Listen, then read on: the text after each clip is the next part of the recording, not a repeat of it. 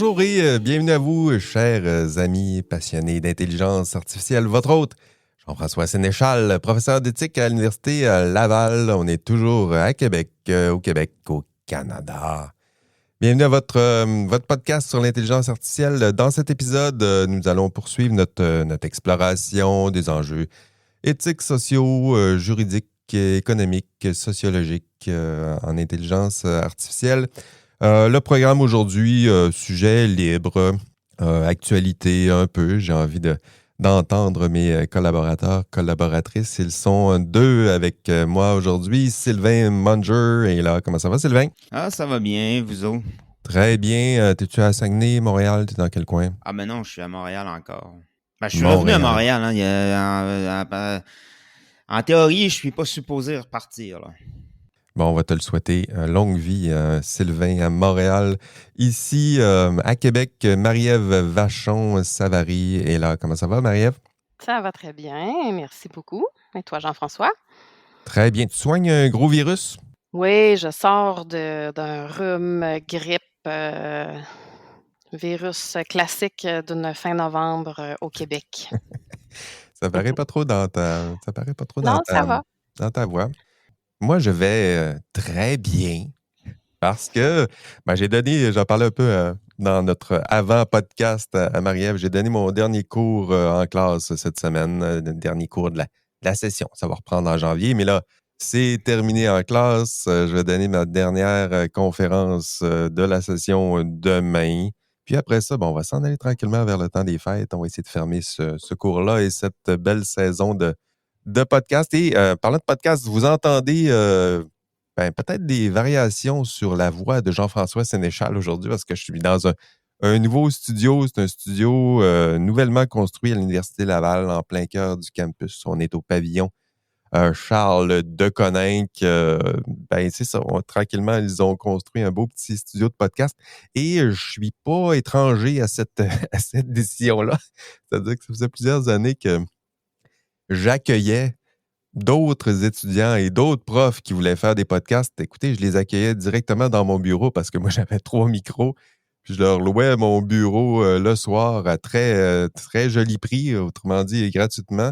Mais je m'en allais le soir, je leur donnais ma clé, puis je leur disais, vous barrez en sortant, puis je me suis un petit peu fatigué de tout ça. C'est-à-dire que j'ai communiqué avec l'université pour leur dire, il y a peut-être une demande, là, il y a peut-être un besoin là, ce serait peut-être bon de construire un petit studio aisément accessible pour les étudiants, les profs. Le studio est là. Vous ne le voyez pas. Les collaborateurs et collaboratrices le voient. Le studio, il est là. Il y a 4 micros. On va sûrement le retester quand Marie-Ève sera de retour sur le campus. Mais pour l'instant, là, si vous demandez d'où vient cette voix légèrement un petit peu plus compressée, c'est les studios de l'Université Laval qui me donnent cette voix. Donc, votre podcast aujourd'hui dans un nouveau studio. Mais pourquoi sommes-nous là? Pour entendre mes deux baristia qui sont là cette semaine. Bien hâte de vous entendre, de voir vos actualités, les thèmes que vous avez choisis. Qu'est-ce qui a attiré votre attention cette semaine? Commençons par cette semaine. Dans le dernier mois, puis ça fait un bout qu'on n'a pas parlé d'actualité peut-être. Marie-Ève, de quoi as-tu envie de nous parler dans cet épisode? Oui, Jean-François, en fait, c'est pas quelque chose qui a attiré mon attention récemment, qui sera au cœur on va dire, de ma chronique, mais je vais faire un lien quand même avec un article publié dans la presse début novembre, mi-novembre, sur Neo, le nouveau robot aide domestique de la compagnie, de la société iX. Je ne sais pas si vous avez vu passer ça. Donc, J'ai pas vu ça. un robot qui fait le ménage, qui fait à manger, qui peut être soit acheté ou loué à gros prix. Et À manger aussi? Il fait le ouais, ménage, il fait à manger? écoute, j'ai pas creusé le dossier parce que j'ai pas l'intention de m'en procurer un, mais Il plie les euh, paires de bas. C'est sûrement ce qui m'agace ou le les plus. draps contours. Ah, les Moi, draps contours. j'avoue que si on Impliables. si on me parle de draps contours, je serais intéressée à Bon, à de enfin, ça l'aide dans le servira à domaine. quelque chose d'utile, là. Oui, c'est ça. Mais bref, et ce robot-là, en fait, un des éléments que soulevait la journaliste, c'est son apparence visuelle. Donc, le robot est tout blanc, très humanoïde, évidemment, a une surface douce qui peut presque évoquer la peau humaine. Et là où je veux en venir, c'est que depuis que j'ai pris le mandat de ce dossier-là, de l'IA au service de soutien à l'enseignement, la question de la représentation visuelle du sujet m'intéresse parce que évidemment, je monte des présentations, je monte des formations, j'illustre le tout dans des PowerPoint, puis j'ai fait quand même un bon bout de chemin depuis le début entre les premières générations d'images, d'enthousiasme, portées par l'enthousiasme du début, jusqu'à une très rapide prise de conscience de l'impact du choix des images utilisées pour aborder le sujet de l'IA. Puis j'ai envie de vous parler aujourd'hui d'un On projet aime qui bien l'image s'appelle du robot, là. Quand on parle de on l'IA, aime là, on c'est, aime ça le robot humanoïde, hein? D'ailleurs, notre image de marque d'IA Café, c'est une main de robot qui Bon. pointe vers un café, donc un classique là, de la création, mais vous irez remarquer que dans le logo, il y a aussi des petits zéros et des 1 cachés. Là. Je voulais au moins que ça représente aussi plus concrètement à quoi ça ressemble l'intelligence artificielle. C'est surtout Tout de à la fait. programmation. Là. Le côté informatique Ah oui. du sujet. Donc, il y a un groupe, enfin une organisation à but non lucratif en Grande-Bretagne qui propose un projet qui s'appelle Better Images of AI. Donc, en gros, il propose notamment un guide pour orienter soit les créateurs ou les créateurs d'images ou les créateurs de contenu en lien avec l'IA pour, en fait, encourager notamment euh, le fait de diminuer tous les stéréotypes associés au sujet, de développer une meilleure compréhension des impacts réels et présents de ces technologies, Ah oui. aussi favoriser une meilleure littératie de l'IA, comprendre quelles sont les réelles capacités de ces systèmes-là versus ce que la manière dont on illustre souvent le sujet par des images inspirées de la science-fiction, Oui, nos fabulations, oui, une le petite voix féminine cerveau, à notre service, ça, ouais, on a ça, là. Hein? le cerveau hybride avec des réseaux neuronaux, et cetera, ou qui vont souvent réduire ce que serait le domaine de l'IA à la robotique, alors que c'est beaucoup plus complexe. Ben oui. Tout ce qui est biais sexiste et raciste qui sont facilement associés. Donc, le guide propose un certain nombre de choses à éviter. La couleur bleue, qui serait souvent associée à Ah, justement tout ce qui est très futuriste, monde de l'informatique. Puis effectivement, quand on génère des images ou qu'on cherche rapidement des images, on voit une dominante bleu. des couleurs froides, bleu, blanc, etc. Je ne veux pas remettre en question l'imagerie d'IA Café, mais le code descendant, tu sais, les 0 puis les 1 comme des rideaux, là, ça, c'est quelque chose qui sera évité selon les porteurs du On projet. coche beaucoup de cases, là, en ce moment. Je regarde mon Bon, logo en même écoute, temps tu qu'on sais, en parle. après, c'est pas prescriptif, Non, non. mais c'est quand même intéressant d'ouvrir la discussion puis la réflexion. Bon, les hommes blancs en complet cravate et compagnie. Puis, en fait, le guide propose 4 critères à avoir en tête lorsqu'on choisit d'illustrer d'une manière ou d'une autre l'IA. Donc, l'honnêteté, donc de vraiment illustrer ce que peuvent et ne peuvent pas faire ces systèmes-là ou ce que peut les capacités réelles de ces technologies-là. L'humanité, donc plutôt que d'aller vers l'anthropomorphisme ou l'anthropomorphisation, aller plutôt vers le fait d'illustrer des vrais humains. Donc, derrière ces systèmes-là, il y a de vrais humains, de vraies personnes, de vrais travailleurs.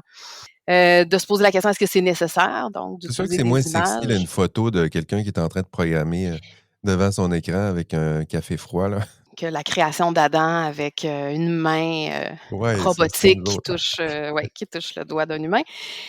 Puis d'être très spécifique. Et là, ce qu'ils ont fait, ce qui est quand même chouette, c'est qu'ils ont toute une banque d'images libres de droit qui est enrichie, bonifiée en continu par des créateurs qui proposent des images. Puis Bon, chaque on en image donne est des images. associée. On en donne des images, ça sera intéressant parce que Oui, oui, oui, souvent, moi aussi, j'en cherche là, des images libres de droit où oui. c'est écrit le Donc, nom des artistes aussi, là, c'est intéressant. oui, puis dans cette librairie-là d'images, les artistes expliquent aussi le sens de l'image, le propos Génial. associé. Moi, j'utilise maintenant à peu près, ben pas à peu près, mais exclusivement des images de leur librairie pour mes présentations. Donc, voilà. Alors, Ça j'en parle s'appelle parce comment que encore? Better Images of AI. Donc, quand vous allez sur le site du projet, vous avez accès déjà aux origines du projet, tout l'argumentaire derrière le fait d'avoir mis en place ce projet-là, mais à la fois le guide. Il y a un blog aussi tenu par des créateurs qui explorent les enjeux associés à la manière dont le sujet est illustré. Ils ont aussi documenté tout ce qui manquerait comme type d'image actuellement quand on creuse un petit peu ce qui est disponible, là, Génial, très belle pour initiative. Moi, augmenter j'enseigne. notre littératie de l'IA. Ben, c'est ça, moi j'enseigne en génie, puis il y a aussi un site, j'ai oublié le nom du site, là, qui a fait exactement la même démarche parce qu'en ingénierie, c'était toujours la même image, là. Un monsieur sur un chantier, puis tout ça, là, fait qu'ils ont essayé de montrer à quoi ça ressemble vraiment Mmh. un ingénieur, une ingénieure, montrer la diversité de tout ça. Très belle initiative, là, c'est concernant l'intelligence artificielle. Merci Marie-Ève. Ça fait C'est un plaisir. outil que c'est sûr que je vais utiliser ça prochainement dans mes autres conférences. Je m'en cherche tout le temps des images comme ça, là. C'est sûr que ça va faire partie de mes outils. Sylvain, de quoi as-tu envie de nous parler cette semaine? D'abord, je vais juste dire ce qui a retenu mon attention dans l'actualité, moi aussi. C'est robotique également. Là, c'est le robot chinois de la compagnie Xpeng là, qui a été présenté en grande pompe. Il y a eu plusieurs vidéos de promo, mais il y a une petite anecdote qui me interpellé un petit peu plus, c'est que je crois que ça fait 3 ou 4 jours, j'ai vu passer ça. Là, ils ont demandé à un de marcher dans une ville. Et le robot a marché tout seul pendant 3 jours, sans s'arrêter. Bon, une Je bonne sais pas marche. si... Ouais, c'est un record, en fait. Il a parcouru un petit peu plus que 100 km là, de marche dans une ville. Là, c'est devenu un record. Là. Mais je sais pas s'il y Record parce avait... que sans supervision, Je c'est pense ça? que c'est ça, ouais, la distance parcourue seul en marchant sans supervision. Je sais pas il était capable de faire des interactions. J'ai vu des vidéos où il se serrait des mains. Peut-être qu'il y avait des choses limitées, là.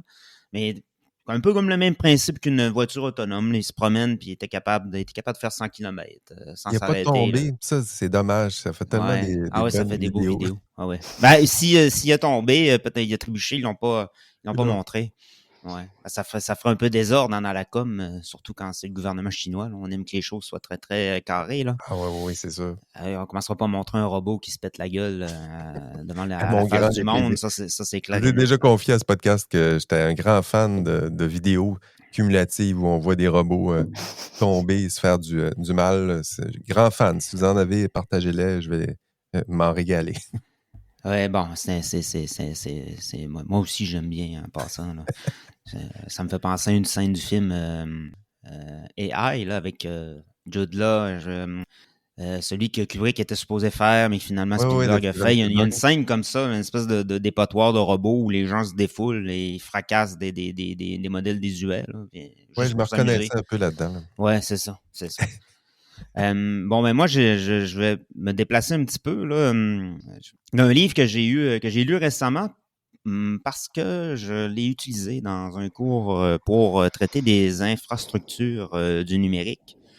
En fait, toute la couche physique qui permet à Internet, aux applis et à l'IA d'exister, qui est souvent invisible. Hein, même les mots même le disent. Par exemple, le cloud, ça fait référence à des trucs qui sont pas là. C'est dans Oui, l'air, ça serait dans c'est les airs. vaporeux. Oui.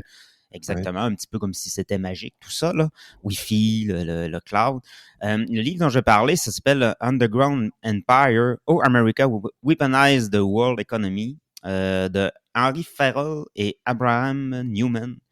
Il existe en français, là, il est paru en 2023, il existe en français. Et là, il prépare un deuxième livre. Moi, je vais parler un peu des deux parce que j'ai lu des articles où ils parlent de leur deuxième livre et c'est surtout ce concept-là qui m'intéressait. Là. Mais dans ce livre-là, simplement, il propose une nouvelle manière de voir un peu la puissance américaine. Hein. Eux, ils utilisent de spécificité, là, mais je veux dire, le concept d'empire en général, en sciences politiques, ça fait référence à la notion de territoire. Là. Ça prend une propriété, une présence sur le territoire. Alors, là, eux, ils disent que les Américains, les États-Unis ne sont pas un empire, mais ils ont un empire infrastructurel. Donc, leur empire, il est à travers les infrastructures. De quel type d'infrastructure? Les câbles sous-marins pour faire passer les fibres, les antennes relais, les satellites, les data centers aussi. Donc, ça, pour eux, ça fait partie des infrastructures en question. Donc, il stipule que la puissance américaine au 21e siècle repose davantage sur ces éléments-là, infrastructurels, plutôt que des éléments classiques comme l'armée, la diplomatie ou les alliances. Et c'est ça, leur référence de l'Empire souterrain, c'est cette infrastructure-là qui est un peu cachée. C'est un réseau global dans lequel, qui a été en grande partie déployé par les États-Unis. En termes de câbles sous-marins, c'est la moitié. La moitié des câbles sous-marins sont de compagnies américaines, donc ont été installés par des compagnies américaines. Les data centers, c'est 70% des data centers qui sont concentrés aux États-Unis. Wow. Donc, ils ont vraiment un quasi-monopole ou un très, très gros avantage sur cette infrastructure-là. Donc, ils occupent une position centrale qui, c'est là le propos des auteurs, mais qui leur permet aussi d'être en mesure de pouvoir transformer ce qu'on appelle la mondialisation, plutôt l'interdépendance économique mondiale, en instrument de coercition, selon leur volonté. C'est ce qu'ils appellent justement l'interdépendance militarisée ou instrumentalisée, c'est-à-dire la capacité d'un État situé au centre d'un réseau mondial à transformer ce réseau-là en armes pour punir ou pour contraindre ou simplement pour rançonner, hein, pour transformer l'instrument, l'outil en instrument de rente. Et au cœur de cette interdépendance militarisée-là, il y a deux mécanismes qui sont importants. Le premier, c'est celui des choke points. C'est des points d'étranglement où tous les flux doivent passer. Par exemple, les clouds, exact, les réseaux de communication, les câbles sous-marins, les satellites. Coupe ces câbles-là, si le gouvernement en place décide de couper le câble au sens propre, là, il y a de nombreux pays seront dans l'embarras. Là. Exact. Ils peuvent fermer, l'interrupteur, si vous voulez. Donc, si vous fermez un seul de ces points-là, vous pouvez bloquer le système en entier. Et donc, si vous contrôlez ces nœuds là, vous contrôlez le système. Le second mécanisme, c'est celui des panopticons, hein, qui est le concept de Jeremy Bentham, repris par Foucault, c'est-à-dire que la position centrale vous permet d'observer partout sans que les points que vous surveillez puissent savoir qu'ils sont surveillés au moment où vous les surveillez. Donc, on ne sait jamais vraiment. Donc, ces points de surveillance-là sont intégrés au réseau eux-mêmes. Par exemple, les systèmes financiers, ils permettent de suivre n'importe quelle transaction en dollars américains. Les fournisseurs de cloud peuvent être forcés de coopérer. Les chaînes logistiques génèrent des données exploitables pour enquêter, faire pression ou sanctionner. Hein. Ça peut être des enquêtes criminelles, des enquêtes en matière de renseignement. Donc, plus le monde est interconnecté, plus le centre est en mesure de voir partout. Et si le centre, c'est Washington, ça veut dire que Washington a des yeux partout. Et pendant ce temps-là, ce pouvoir, c'est le propos des auteurs, mais jusqu'à eux, ils font remonter ça à l'administration Trump 1. Jusqu'à cette période-là, ce pouvoir-là était utilisé de manière modérée. Hein. C'est-à-dire, c'est un peu un constructeur bienveillant. C'est-à-dire, ils ont mis en place, ils ont instauré, ils ont déployé cette infrastructure-là et ils l'ont mis au service de tous, sans être trop exigeant sur ce qu'ils demandaient en retour. Et c'était à des fins de stabilité internationale. Mais après le 11 septembre, et plus encore sous Trump, ces infrastructures-là, graduellement, ils servent de moins en moins à stabiliser le système ou à renforcer, si vous voulez, l'interdépendance économique, mais pour devenir vraiment des instruments de manipulation et de coercition. Et donc, ils ont un pouvoir infrastructurel qu'ils contrôlent et qu'ils peuvent fermer ou manipuler pour contraindre, y compris leurs alliés maintenant. Et le premier ministre Mark Carney l'a dit, les États-Unis aujourd'hui, ils essaient de monnayer leur hégémonie, donc transformer leur rôle de protecteur en rôle de plateforme commerciale qui impose ces conditions. Et c'est ça qui est intéressant, c'est qu'ils font une analogie entre les États-Unis et qui agissent de plus en plus comme une plateforme, comme un géant des GAFAM. Ils se comportent de plus en plus comme ça eux-mêmes. D'abord, attirer les utilisateurs. Hein, on met le service gratuit. On attire tout le monde sur la plateforme. On leur démontre l'utilité, l'agréabilité des outils, à quel point c'est performant, à quel point ça peut permettre de réaliser plein de choses. Ouais, quand on Et est ensuite, bien accro, on coupe les vivres. ben, quand ils deviennent accros, on commence justement soit qu'on va verrouiller, on va les verrouiller sur le système, on va peut-être mettre des frais, on va commencer à mettre de la publicité payante, pas de la publicité, mais je veux dire de la publicité ciblée. Donc, disons que les conditions avec le temps de la plateforme se dégradent et les deux auteurs proposent un nouveau concept pour parler de cette réalité-là. Ils appellent ça, en anglais, le N-shitification. N-shitification. Ouais, N-shitification, on pourrait le traduire par merdification. Ouais, c'est la j'aurais fait le même dégradation. aussi. Apparemment que c'est un terme qui a été puisé dans les études sur les médias là, pour référer à la façon dont les plateformes numériques ont tendance à se dégrader avec le temps. Et bien, ça porte, en même temps, ça amène à ressembler aussi. Ils sont différents au début, puis ils finissent tous par être pareils. Ouais, c'est ça. De la même façon. Exact. Au début, ils se mettent attrayantes. Après ça, ben, ils se rendent incontournables, indispensables. Ils créent une espèce de relation de dépendance. Ils vont changer leurs règles. Ils vont augmenter leurs coûts. Ils vont ajouter de la publicité. Donc ça, il y a ça, mais en même temps aussi, c'est plus large que ça. C'est même dans l'amélioration du produit aussi. Je veux dire, même quand on regarde une appli comme Facebook, par exemple, qui existe depuis un moment là, déjà, mais on peut se questionner sur c'est quoi les changements de Facebook depuis qu'il existe. À part le bouton like, il n'y a pas grand-chose qui a changé dans Facebook, hein. Et en même temps, ben, les compétiteurs de ces potentiels, hein, de ces plateformes-là, achètent leurs rivaux. Donc, ça limite, si on veut, ben, l'innovation, parce que les concurrents sont rachetés et ça ne force, il n'y a pas de pression à l'innovation à l'interne pour ces plateformes-là. Donc, les services s'améliorent pas ou peu avec le temps. Donc, ça aussi, ça fait référence à ce concept-là là, de merdification. Et ils disent que ce mode de fonctionnement-là, ça s'applique à la politique étrangère américaine.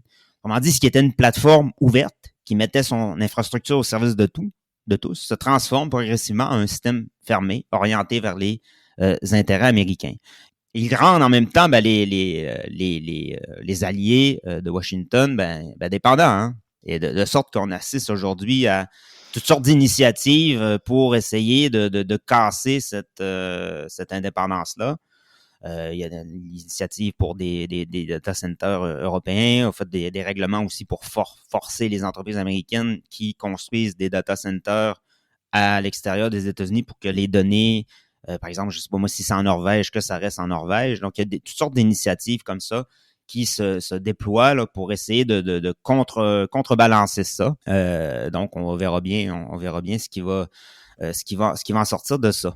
Très intéressant, c'est une belle perspective parce que c'est ça ce qu'on voit en ce moment, c'est en tout cas dans mes constats, c'était la place ou le pouvoir qui était de plus en plus exercé par les GAFAM.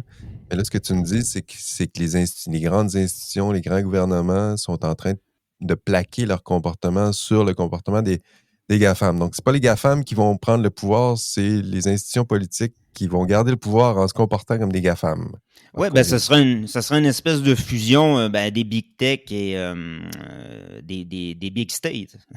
Une alliance entre les géants des deux, une espèce d'avoir d'un modèle hybride à deux têtes, où vous avez les intérêts géopolitiques classiques de l'État avec ces instruments de puissance qui viennent se combiner avec des acteurs privés qui ont eux-mêmes leur spécialité, hein, qui est une spécialité que les États n'ont pas encore, mais dont ils ont besoin, orientés à des fins de politique étrangère. Ça fait rêver, ou pas du tout. Ça fait rêver, Sylvain, ou pas du tout. Donc, c'est ce qui est... C'est ça. On t'invite pas pour être optimiste. Ouais, ben généralement, c'est ce qu'on me dit aussi dans mes cours. J'ai un propos un peu pessimiste, je dis, mais non, pas du tout. Non, c'est réaliste, peut-être. OK, ben merci Sylvain. De mon côté, ce qui a attiré mon attention dans les dernières semaines, c'est gros. C'était dans le Financial Times dans la 2e semaine de novembre. Yann Lequin, Mm. co-récipiendaire du prix Turing, donc le prix Turing, là, qui est l'équivalent du prix Nobel en informatique. Yann Lequin, qui est co-récipiendaire de ce prix-là avec Yoshua Bengio puis Geoffrey Hinton. Yann Lequin qui quitte Meta pour créer sa propre start-up. Donc, bye-bye Zuckerberg, puis bye-bye Meta. Ça faisait plus de 10 ans qu'il pilotait, en fait, le grand pôle de recherche sur l'intelligence artificielle chez Meta. Il était le chef scientifique de l'IA chez Meta. Avez-vous vu ça, Marie-Ève, Sylvain, avez-vous ça dans les médias? Non, Oui, j'ai j'ai vu passer ça. Puis ce qui est intéressant, c'est ce que lui entend chercher à développer, mais je vais te laisser Ben oui, c'est ça. Donc, aller vers ça. dans le Excuse-moi, sous-texte, Sylvain. oui, Sylvain, t'avais vu ça aussi? Non, j'avais pas vu, mais je sais que dans ce trio-là, Hinton, Bengio et Lequin, Lequin. justement, Lequin est peut-être le plus contraire de ce que moi j'aurais à dire. C'est le plus optimiste, là. Je sais Ouais, que ben, lui, il était, il était aussi le plus proche de l'industrie, de plus proche de l'industrie, ouais. Meta, plus proche du discours un petit peu techno-optimiste là, de ces grandes compagnies-là. Donc, il quitte Meta. Puis, pourquoi? C'est intéressant ce qu'il raconte. Pour lui, c'est un développement, il souhaite un développement à long terme de l'IA. Il appelle ça le Fundamental AI Research. Pas seulement sur les LLM, il veut se distancier des LLM, mais un développement, ce qu'il nomme de la vraie intelligence artificielle. Donc, avec des vraies intelligences générales qu'on souhaiterait comparables à des êtres humains. Donc, World Model. Et ça s'inscrit aussi dans la foulée de Zuckerberg. C'était plutôt dans l'été là, qui se sentant à la traîne de Google et OpenAI, il avait promis des ponts d'or à quiconque souhaitait joindre Meta. Et plusieurs sont d'ailleurs passés chez Meta dans les 6 derniers mois.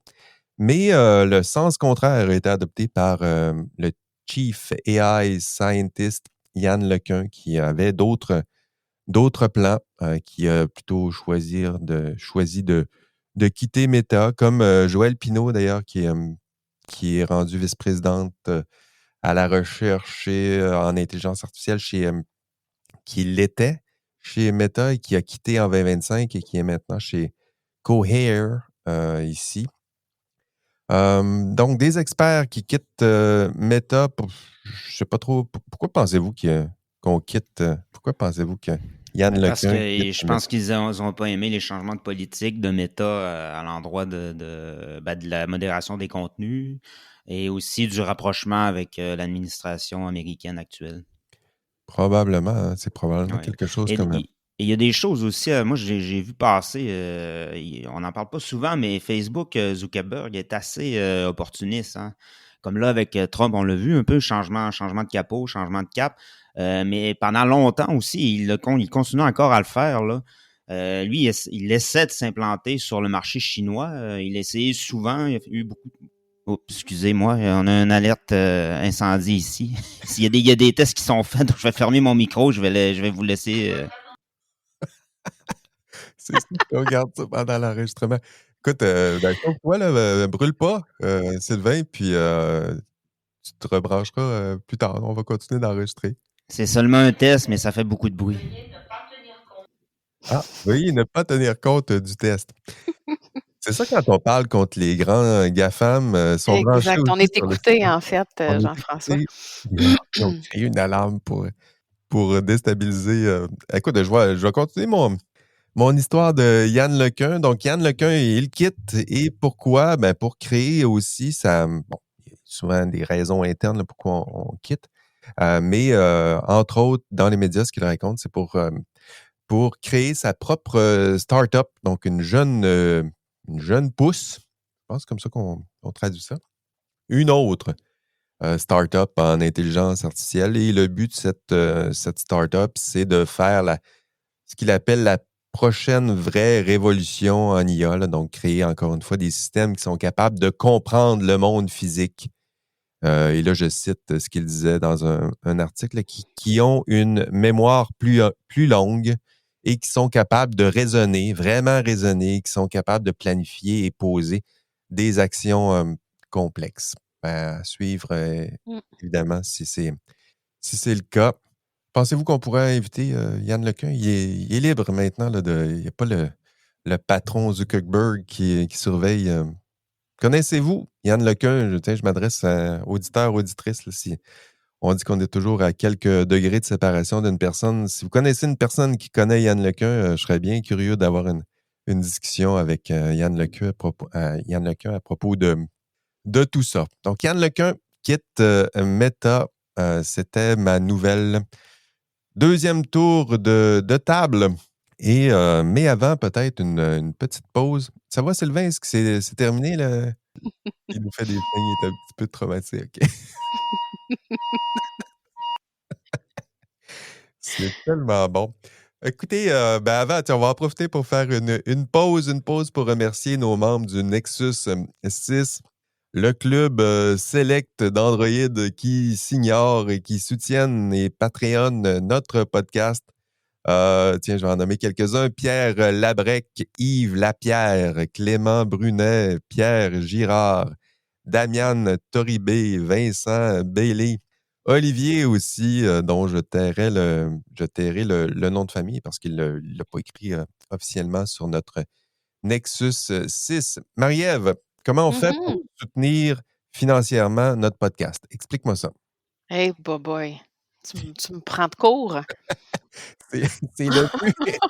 Comment tu te prendrais pour... S'il y a une chose que je ne suis pas, c'est une entrepreneur dans l'âme pour faire de l'argent. C'est pas dans mon champ de compétences. Mais si quelqu'un veut nous donner, il s'y prend comment, tu penses? Si quelqu'un veut nous donner, il s'y prend comment? Ben, j'imagine Qui va sur notre plateforme web. Oui, il va sur notre plateforme web. Il peut aussi regarder, il écoute notre épisode là, dans les notes de l'épisode. Tout en bas, Marie-Ève. Dans les petits caractères. Non, c'est pas des si petits caractères, là, juste en bas. Il faut juste lire jusqu'en bas. C'est écrit Support the show.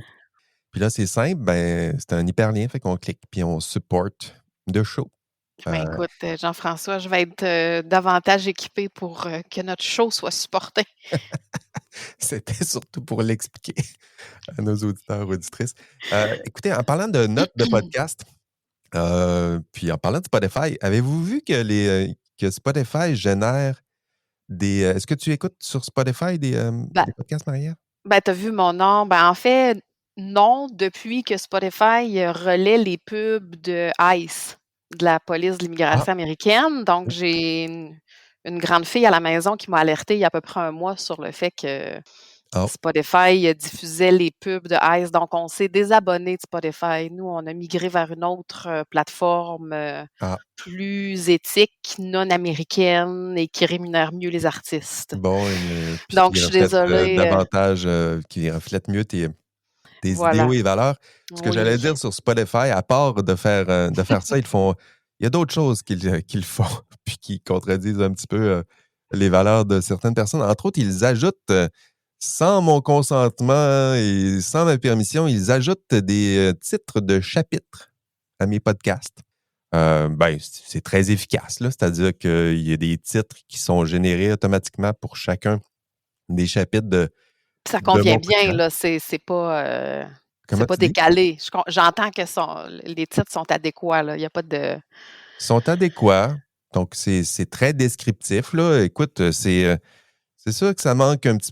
Vous irez voir la différence entre mes titres puis les titres générés automatiquement, parce que moi, je donne toujours des titres à notre contenu. Je donne plusieurs dans mes notes, là. Je prends le temps de le faire. Puis mes titres sont toujours, évidemment, là, empreints d'intelligence et d'humour. Mais les titres automatiques sont un petit peu plus beige et descriptifs. Là. Mais somme toute, là, c'est assez efficace.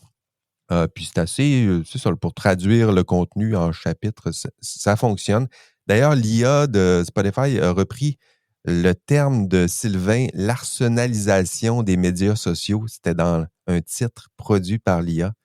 Donc, l'IA instrumentalise ou arsenalise les expressions de Sylvain pour créer des titres de chapitres. C'est peut-être l'ironie de la chose. Mais vous irez voir ça. Là, ça a commencé à notre dernier épisode où on a fait un quiz devant le public. Là. À partir de cet épisode-là, il y a des titres de chapitres où vous irez vous amuser. Puis si vous produisez vous-même des podcasts, vous irez voir sur Spotify, il y a des titres qui sont automatiquement générés. Je trouvais ça... J'ai hâte de voir les titres aujourd'hui dans notre épisode. Je ne sais pas s'ils vont parler... Il va y avoir un chapitre sur l'alarme de feu de Sylvain. Là, on verra si... ça marche encore. Sylvain, je vois encore la lumière. Pauvre Sylvain, il est dans une... OK, ben on va continuer de notre côté. Ce que je vous disais, c'était notre pub, là, rappelons-le. C'était pour vous dire d'aller support le show. Je pense qu'on peut se résumer à dire ça. Puis sinon, contentez-vous généreusement. Donnez-nous un petit cadeau, un petit like, un commentaire, un partage. Puis, ou donnez un coup de pouce à vos algorithmes pour qu'ils sachent ce que vous aimez puis ce que vous êtes aussi. Donc, deuxième tour de table. Qu'est-ce qui a attiré votre attention dans l'actualité des dernières semaines? Qu'est-ce que vous avez... qu'est-ce qui vous passionne? Dans les dernières semaines, qu'est-ce qui a attiré votre attention? Tiens, je vais me retourner plutôt vers Marie-Ève. Ah, mais c'est bon, là, c'est bon. J'ai réussi, c'est fini. C'est sorti? Oui, c'est fini. Le feu est éteint? Là, j'arsenalisais ma patience envers l'alarme incendie, là. C'est parce qu'ils ont annoncé ce matin que ça allait se produire, mais vraiment, je pense que c'est autour de 10h, 10h30 que ça a été annoncé. Donc, il y a eu un moment, une dizaine de minutes, où il y a eu un test avant que le podcast commence. Fait que là, je me suis dit, c'est correct, c'est fait. Là, ils nous en ont refoutu un autre. Ouais, ils aiment ça.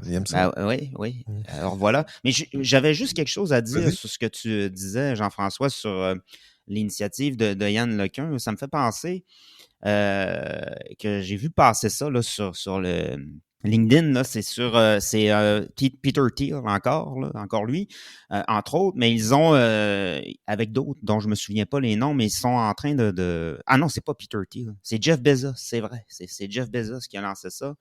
Il vient de lancer une autre entreprise. Il est cofondateur, donc c'est la première fois depuis Amazon que ça se produit. Une mise de fonds pharaonique de départ, c'est 6 milliards, je crois, d'investissement. Et leur objectif, c'est gros. Et leur objectif, c'est vraiment parce qu'eux, ils critiquent actuellement la bulle de l'IA, les investissements qui se font, qui sont trop concentrés sur les grands modèles de langage, à leur avis. Oui. Et ils disent que les grands modèles de langage ont leur utilité, mais essentiellement, c'est des IA qui font seulement lire Internet et nous le redonner. Et alors qu'eux, ils disent, on est dans un monde réel, on est dans un monde physique. Alors là, leur entreprise, c'est vraiment d'essayer de voir comment on peut développer des IA qui pourront observer le monde physique et apprendre de ce monde-là dans toutes sortes d'applications. C'est par exemple des robots industriels, des voitures autonomes, tout ce qui est physique, tout ce qui est dans la construction, tout ce qui est dans la logistique, l'entretien, la manutention, tout ça. Donc, c'est vraiment de sortir l'IA de l'abstraction et d'essayer de la mettre dans le monde concret. Donc, c'est leur ambition.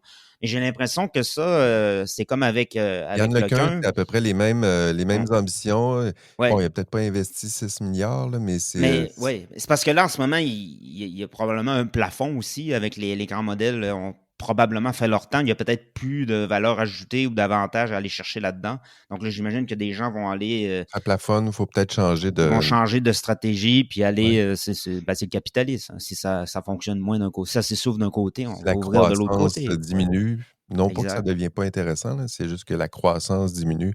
C'est bien de changer de track. Là.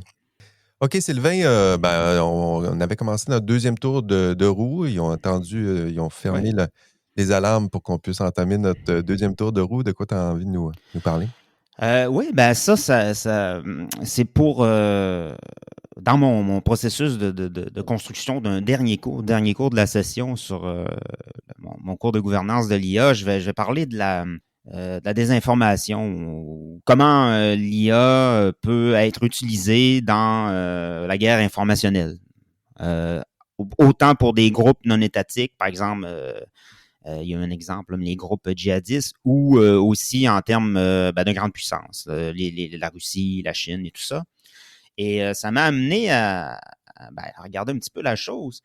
Mais j'ai trouvé intéressant, tout le monde connaît le scandale Cambridge Analytica, là, où on faisait de la publicité. On était en mesure de développer des outils pour discerner, identifier la personnalité des gens et en fonction de ça, essayer de deviner leurs préférences politiques et de, disons, cibler les messages politiques électoraux aux individus qui seraient susceptibles de changer d'idée ou qui seraient intéressants pour le parti en question ou pour le camp en question.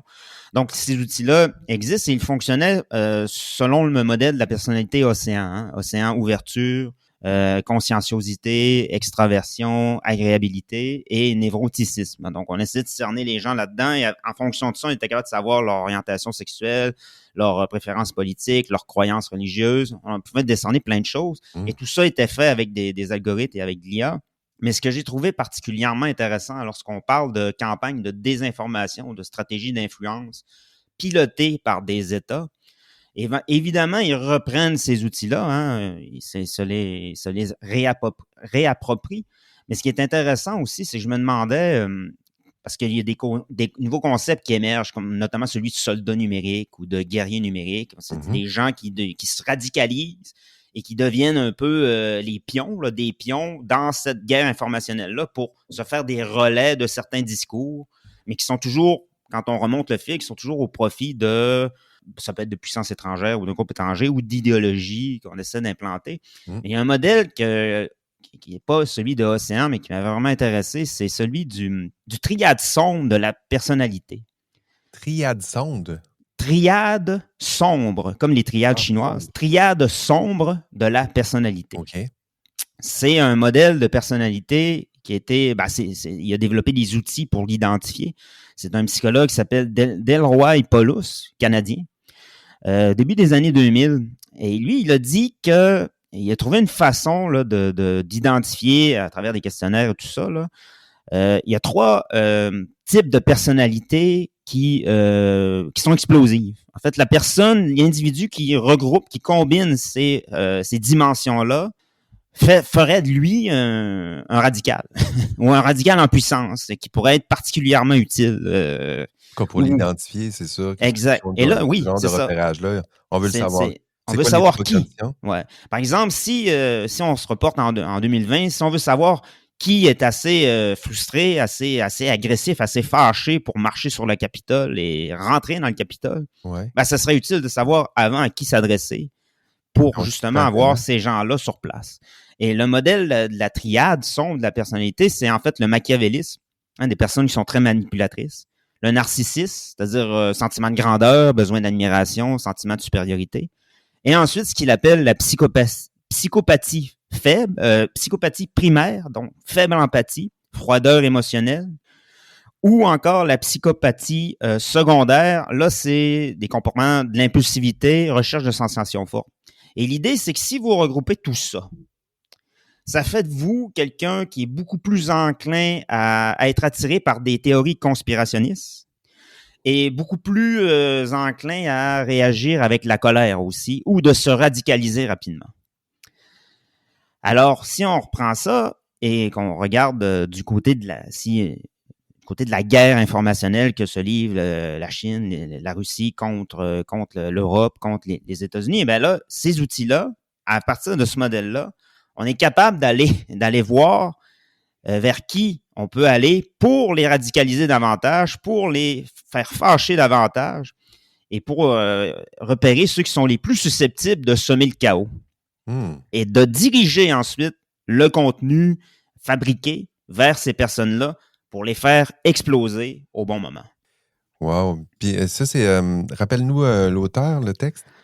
Oui, le nom du psychologue, c'est Delroy Paulus, psychologue de Vancouver.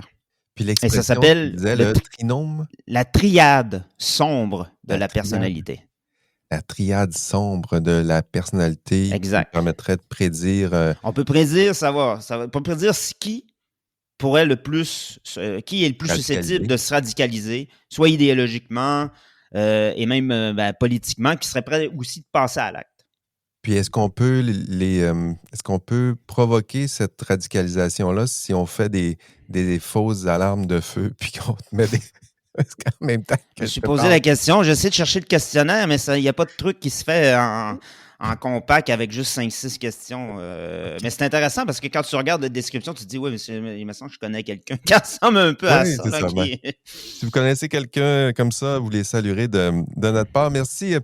Merci Sylvain. Marie-Ève, deuxième tour de table. De quoi tu avais envie de nous parler cette semaine? Ben, je réagirais un petit peu à Ben ce oui, que Sylvain nous partage parce que ce que moi j'ai à vous partager est tellement champ gauche par rapport à ça que ça fera une transition une plus transition, ben douce. oui. Non, la question, ben, je sais qu'il y a des organismes depuis plusieurs années en prévention de la radicalisation qui interviennent notamment auprès des jeunes. Puis je me pose la question en ce moment beaucoup sur qu'est-ce qui est mis en place, entre autres au secondaire pour équiper les jeunes, parce que ces personnes-là qui sont identifiées par, le psychologue, ça arrive pas tout d'un coup à Ben 25 oui. ans, là. Ce sont je pense des profils types qui se construisent dès l'enfance. Puis comment dans un monde où justement les jeunes, s'informent pas du tout via les canaux traditionnels, vont justement, s'informer, se construire une pensée politique, une pensée, citoyenne à travers les médias sociaux, alimentés par justement ces algorithmes-là Ben oui.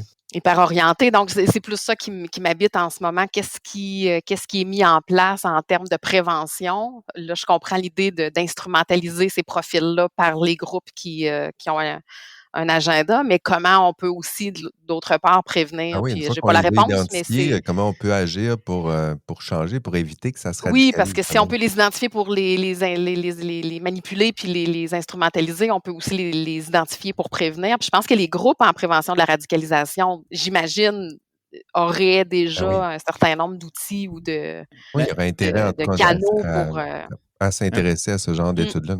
moi, je dirais que le problème, par exemple, pour les centres communautaires, les groupes communautaires, lorsqu'ils interviennent, ils interviennent une fois que la radicalisation, que l'individu est déjà radicalisé et qu'il vient vers eux. mmh. Là, probablement que le défi à moyen et à long terme, ça pourrait être de développer des moyens numériques pour aller les intercepter sur les réseaux, là où ils peuvent encore exercer Mhm. faire une différence. En fait, je vais tenter de tisser un lien avec tout ça. Tu sais, ultimement, il y a comme chargé de cours, prof, conseillère pédagogique et maman, ce qui m'interpelle, c'est beaucoup le développement d'une solide pensée analytique, critique, informationnelle, chez les jeunes, Mhm. puis depuis le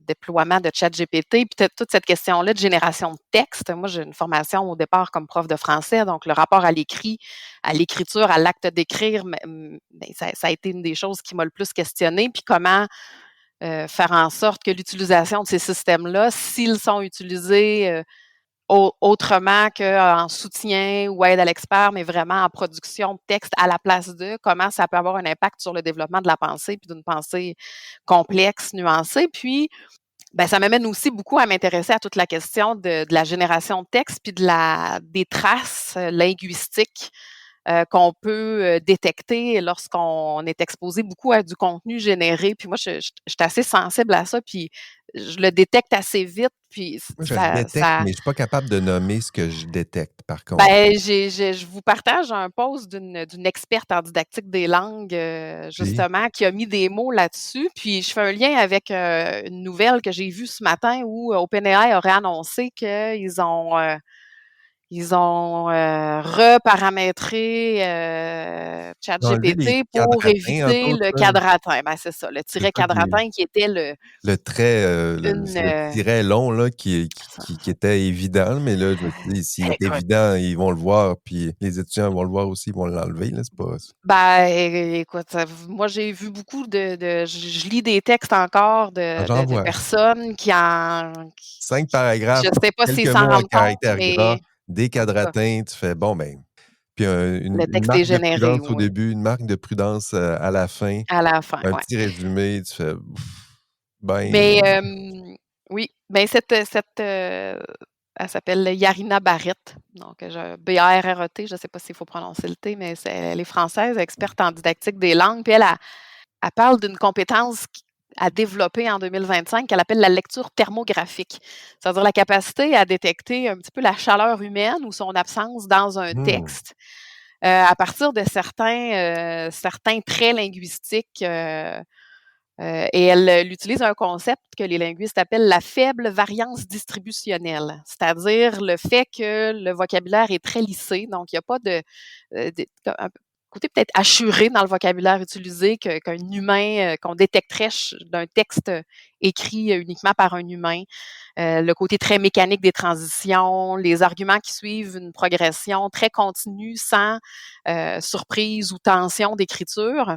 Évidemment, ça vient du fait que les LLM, c'est un retour à la moyenne systématique, là. On n'est pas dans toutes ces variantes-là qu'on retrouve dans un texte humain. Elle parle aussi de ce qu'on appelle les idiosyncrasies lexicales, c'est-à-dire les bizarreries d'écriture qui vont permettre de détecter le style d'un auteur versus un autre auteur.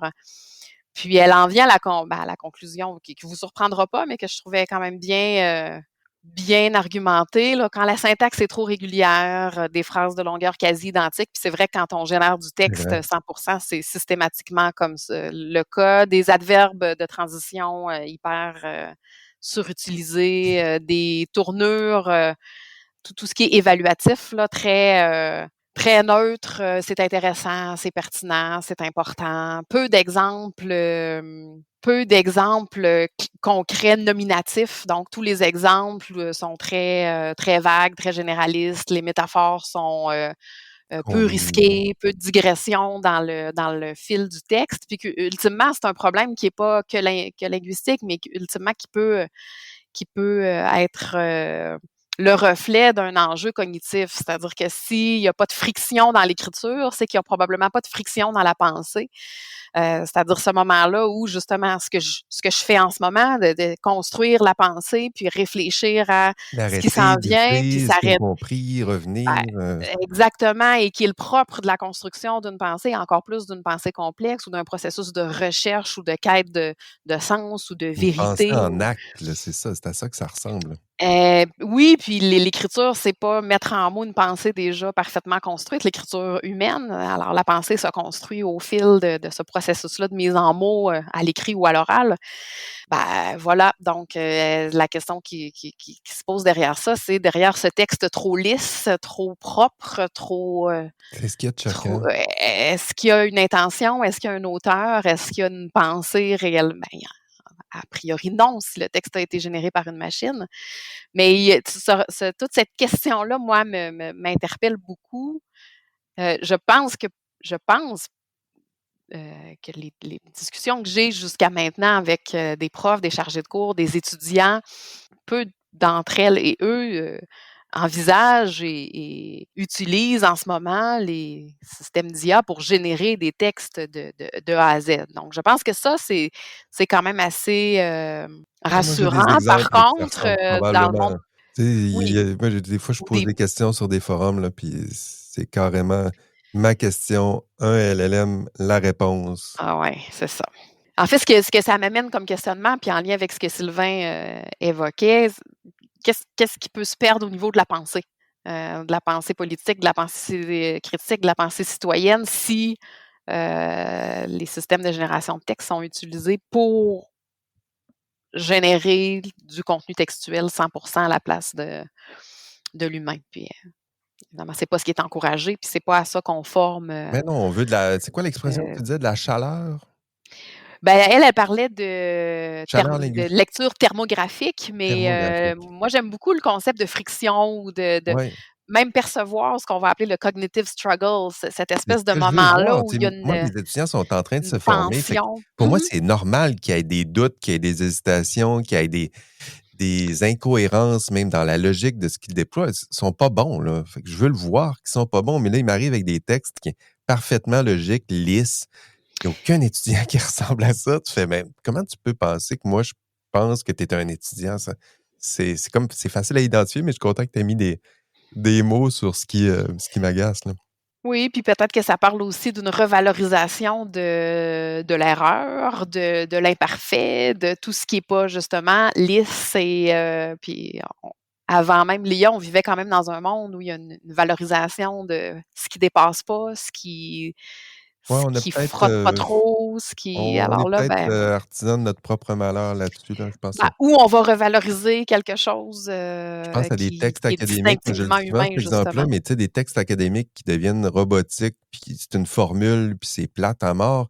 Tu dis, on se tire peut-être dans le pied, là, parce qu'éventuellement, les IA vont exactement refaire ce modèle-là, puis on verra pas vraiment de différence entre un texte académique et un texte lisse produit Mmh. par un LLM, là. Puis par ailleurs, je ne suis pas une experte, mais ma compréhension, c'est que les LLM, de toute façon, vont s'effondrer s'ils ne sont entraînés par la suite que sur des textes générés. Donc, Ah oui, ça, ultimement, on veut pas imaginer ça, là. S'ils apprennent à partir de leur propre texte, là, ça va être beau dans quelques dizaines d'années. Écoutez, il reste, on est déjà sur le point de passer l'heure d'enregistrement. J'ai mon dernier élément d'actualité dont je voulais vous parler. Si vous suivez les marchés financiers, suivez-vous les marchés financiers? Êtes-vous, je vois Marie-Ève qui me fait des yeux. Non. Sylvain, suis-tu les marchés financiers? Oui, un peu, mais j'ai pas d'investissement, mais je regarde. Je regarde juste, en fait, je me dis, si j'avais eu un peu d'argent, je serais déjà, je serais déjà riche. C'est vrai que ça commence avec de l'argent. Oui, Avec ben pas ça grave. commence parce que justement, pour un cours, j'avais regardé pour le plaisir, j'avais regardé la cote en bourse de Palantir.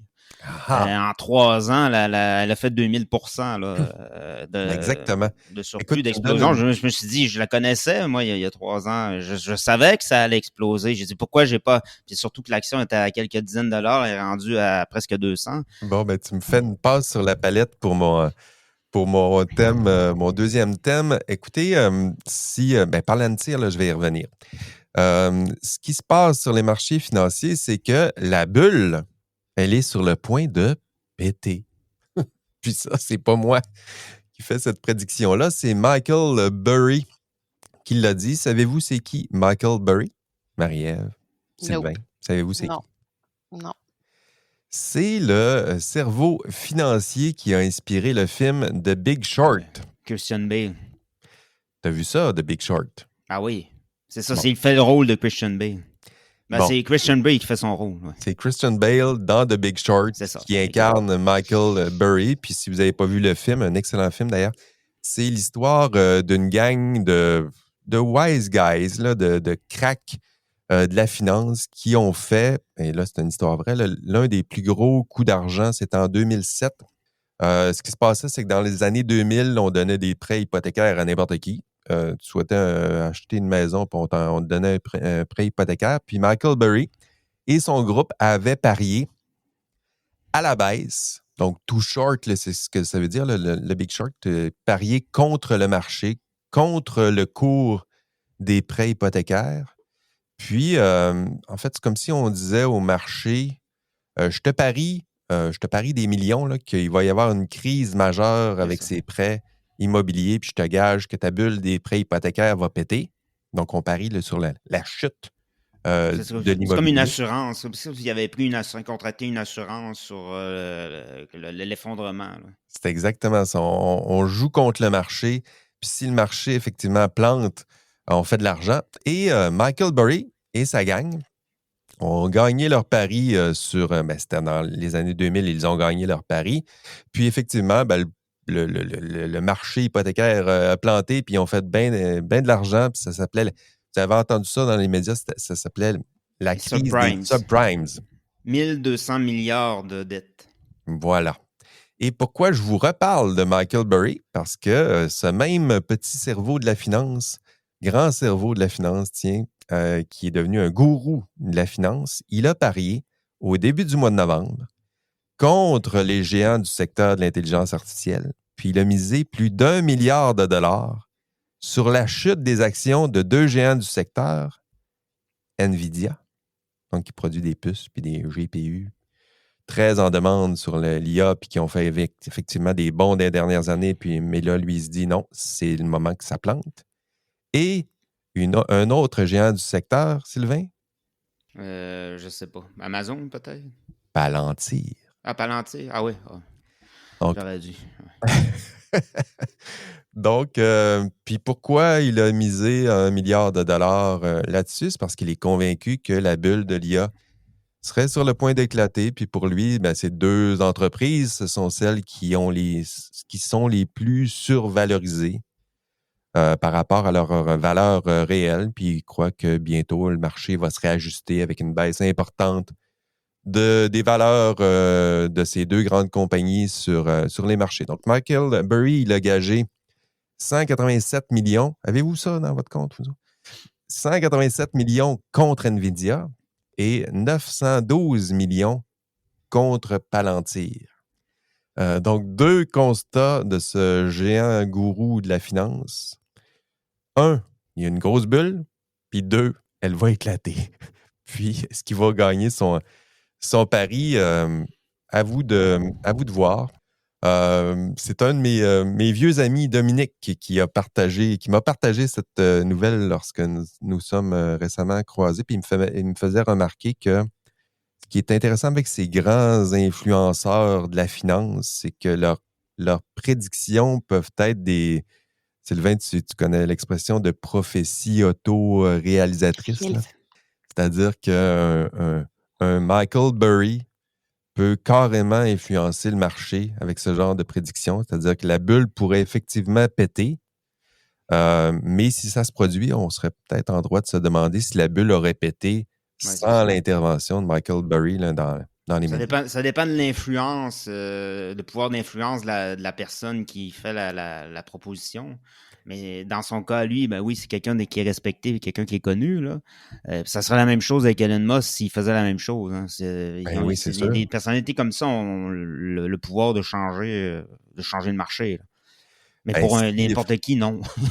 Si effectivement il a le pouvoir de changer le marché, la bulle, elle est sur le point de péter. Donc, si vous avez des actions de NVIDIA ou de Palantir comme Sylvain ou pas, c'est peut-être le moment de vendre en tout cas. Mais moi, je croirais peut-être à l'effondrement d'NVIDIA, mais Palantir, je pense pas. Parce qu'il y a trop de contrats, avec le gouvernement qui sont en cours. Il y en a qui sont signés, il y en a qui seront signés. Et il y a aussi beaucoup d'investissements qui seront faits de la part du gouvernement américain dans les prochains mois, dans les prochaines années. J'ai l'impression que ça va arriver peut-être, si ça arrive, peut-être plus tard. Parce qu'il y a encore de l'argent qui est investi massivement là-dedans, de la part du gouvernement, alors qu'avant, c'était moins le cas. Hein. Le gouvernement américain n'investissait pas beaucoup directement, mais là, ils ont décidé de faire un effort là-dessus, donc je ne sais pas. J'ai l'impression que ça sous-estime un petit peu l'effort du gouvernement. Il va falloir suivre le cours du marché d'NVIDIA et de Palantir pendant le temps des fêtes et vous saurez qui de Michael Burry ou Sylvain Munger a eu raison sur la prédiction des marchés. Sylvain, tu vas pouvoir t'inventer de ça. Là. Oui, si j'ai raison, je me vends de certains puis je change de carrière. Là. Je m'ouvre un cabinet. Puis... Les prédictions, écoute, si tes prédictions sont meilleures que celles de Michael Burry, là, il y a de l'argent à faire avec toi en te fréquentant, ça c'est sûr. Et vous allez entendre des alarmes incendie quand vous allez être dans votre appartement. C'est promis. Écoutez, ce sera tout pour ce 122e épisode d'IA et Café. Gros thème. Aujourd'hui, économie, sociologie, éthique de l'IA, éducation. On a fait ça encore dans cet épisode. Au prochain épisode, entrevue avec Frédéric Claver sur la place de l'IA en histoire et sur la place de l'histoire en IA. Il y a eu plusieurs... l'enregistrement est déjà fait. Là. Il y a plusieurs beaux thèmes qui ont été abordés avec Frédéric. On va parler des idéologies du présent en examinant nos explorations du passé. Tiens, je vais le dire comme ça pour vous aguicher. On a parlé de la notion d'archive, de la notion de curation. Qu'est-ce que ça veut dire à l'ère de l'intelligence artificielle? On a parlé des enjeux des sources historiques cyborgs. Ça va certainement vous intriguer. Et peut-être que vous allez comprendre un petit peu mieux la psychohistoire dans Fondation d'Asimov, ou peut-être pas. Là. Ça, je ne vous dis pas si on en a vraiment parlé puis à quel point. Mais une très belle rencontre avec Frédéric. Vous savez, c'est long préparer ces entrevues-là avec ces experts. Je me prépare, je lis, et c'est beaucoup d'investissement, mais en même temps, j'apprends beaucoup à travers ce genre d'épisode. Puis ça fait, c'est ça, c'est très exigeant, mais j'apprends beaucoup. Puis c'est notamment pour ça. Puis en toute humilité, je pense que la discussion que j'ai eue avec Frédéric, on a appris tous les deux l'un de l'autre. C'était vraiment le fun. Donc, ça va sortir dans 2 semaines, avant notre épisode qui sera 2 semaines après. Plus tard, ce sera notre spécial de Noël. Tout ça s'en vient pour vous. Merci donc à vous, passionnés d'intelligence artificielle, qui nous accompagnez dans cette exploration des enjeux éthiques, techniques, sociaux de l'IA. Merci à mes collaborateurs, collaboratrices cette semaine. Marie-Ève Vachon-Savary, merci. Merci pour l'invitation. Et Sylvain Munger, merci. Merci pour l'invitation. Ce fut un plaisir, comme à chaque fois, et désolé pour l'interruption de service. C'était le fun. Ça a mis un petit peu de piquant dans cet épisode. Votre hôte, Jean-François Sénéchal, on se revoit au prochain épisode. Et d'ici là, on rêve peut-être de moutons électriques. Allez, bye bye.